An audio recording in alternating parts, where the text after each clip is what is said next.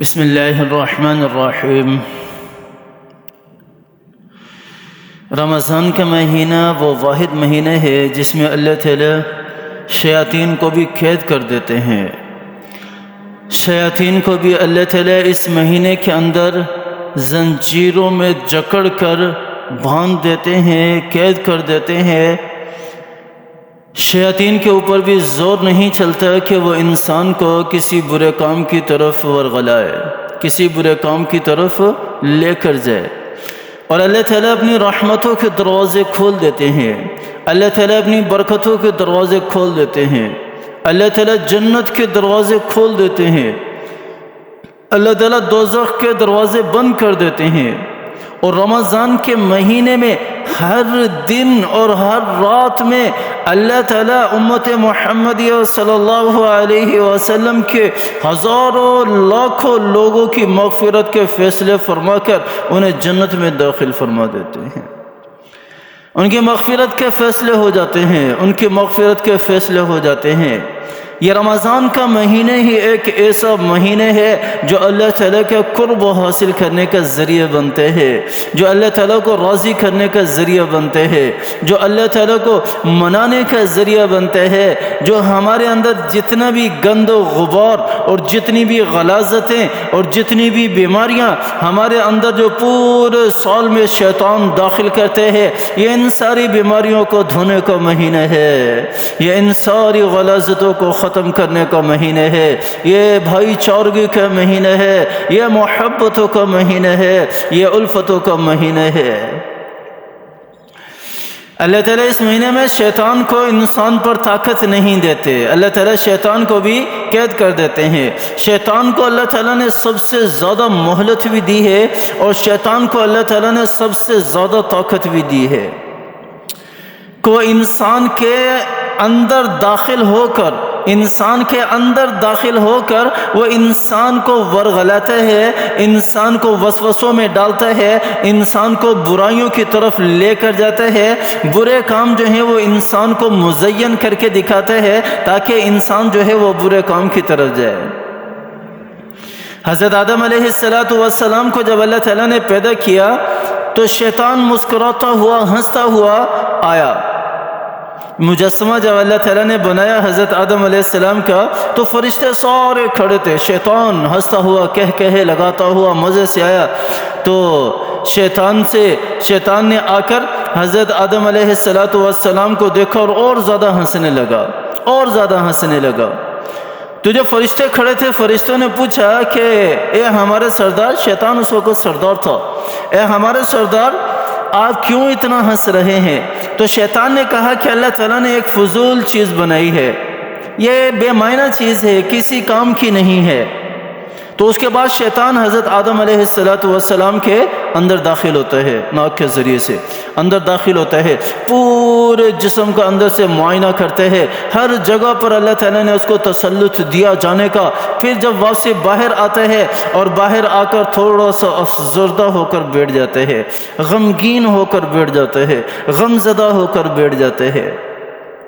تو وہی فرشتے پھر اپنے سردار سے دوبارہ پوچھتے ہیں کہ ہمارے سردار، تھوڑی دیر پہلے تو آپ کہہ رہے تھے کہ یہ فضول چیز اللہ تعالیٰ نے بنائی ہے، یہ بے معنی چیز ہے اور آپ بڑے خوش تھے، مسکرا رہے تھے، ابھی آپ ہمیں غمزدہ لگ رہے ہو، کیا وجہ ہے؟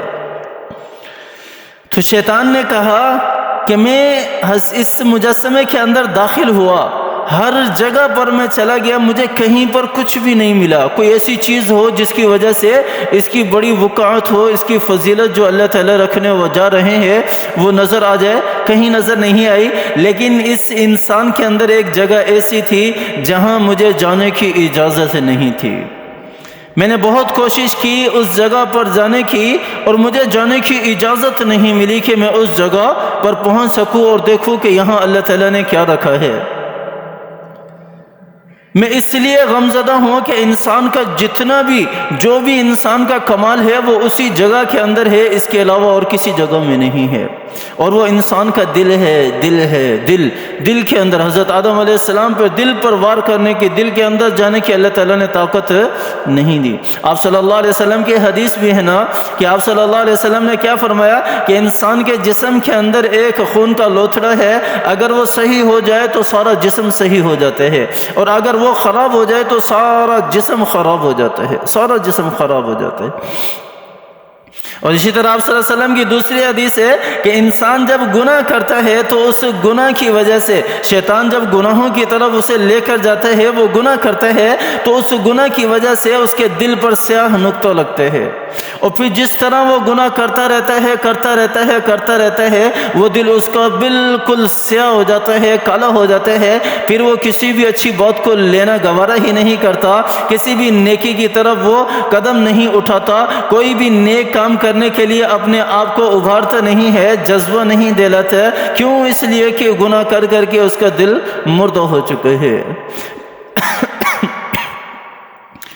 تو یہ رمضان کا مہینہ ہے، اپنے دلوں کے اوپر سے یہ جو گناہوں کا زنگ لگا ہوا ہے نا، اس گناہوں کے زنگ کو ختم کریں، اس گناہوں کے زنگ کو اتاریں، اس گناہوں کے زنگ کو اتاریں، اللہ کو راضی کرنے والے بنے، اللہ کو منانے والے بنے۔ یہی رمضان کا مہینہ ہے جس میں ہم سب کچھ کر سکتے ہیں، ورنہ ہمارے پاس عمل نہیں ہے، ہم تو شیطان کی گرفت میں ہیں، شیطان کی گرفت میں ہے۔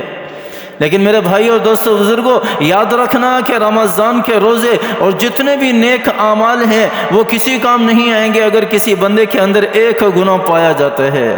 اگر کسی بندے کے اندر یہ گناہ موجود ہو، کون سا گناہ؟ شرک والا گناہ۔ جو شرک کرنے والا ہے،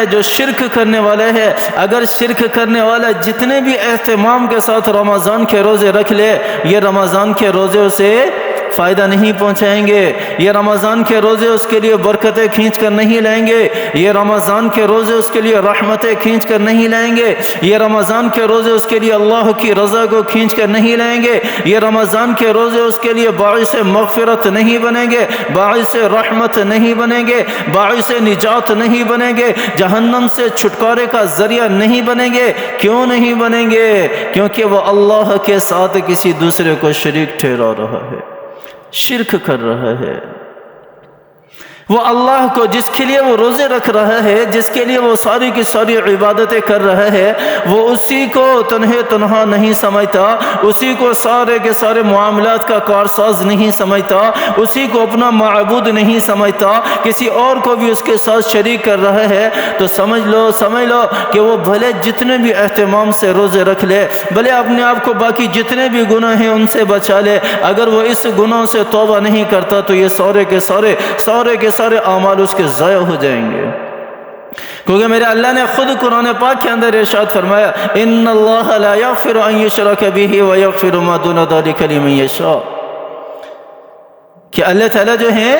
اللہ تعالیٰ کبھی بھی ایسے بندے کی مغفرت نہیں کریں گے جو شرک کرنے والے ہیں، جو اللہ کی ذات کے ساتھ شریک ٹھہرانے والے ہیں۔ میرے بھائی اور دوستو بزرگوں، یہ ہمارے اندر آج کل ہمارے مسلمانوں کے اندر بھی یہ چیز بہت پائی جا رہی ہے، اور یہ غلط فہمی ہے ہماری کہ ہم سمجھتے ہیں کہ یہ تو اللہ کے مقرب ہیں، ہم تو ان کو اللہ کا مقرب سمجھتے ہیں، ہم تو ان کو اللہ کا ولی سمجھتے ہیں۔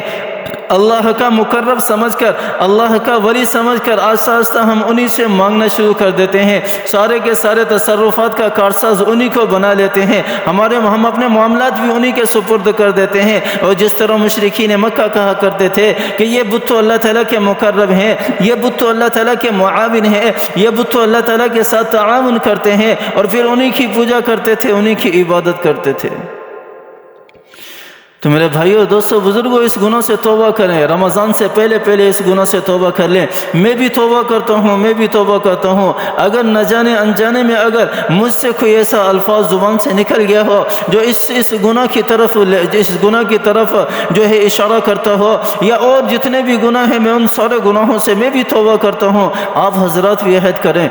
کریں کہ یا اللہ ہم توبہ کرتے ہیں، سارے گناہوں سے توبہ کرتے ہیں، شرک سے بھی توبہ کرتے ہیں، ان سارے گناہوں سے توبہ کریں اور توبہ کرنے کے بعد پھر آ جائیں رمضان کے مہینے کی جو رحمتیں ہیں، جو برکتیں ہیں، جو مغفرتیں ہیں، جو راحتیں ہیں، جو سکون ہے، جو اللہ کی رضا ہے، اس کو سمیٹنے والے بنے۔ اللہ تعالیٰ مجھے بھی سمجھ عطا فرمائے، اللہ تعالیٰ آپ کو بھی سمجھ عطا فرمائے، اللہ تعالیٰ ہمیں عمل کرنے کی توفیق عطا فرمائے۔ آمین ثم آمین، وآخر دعوانا ان الحمد للہ رب العالمین۔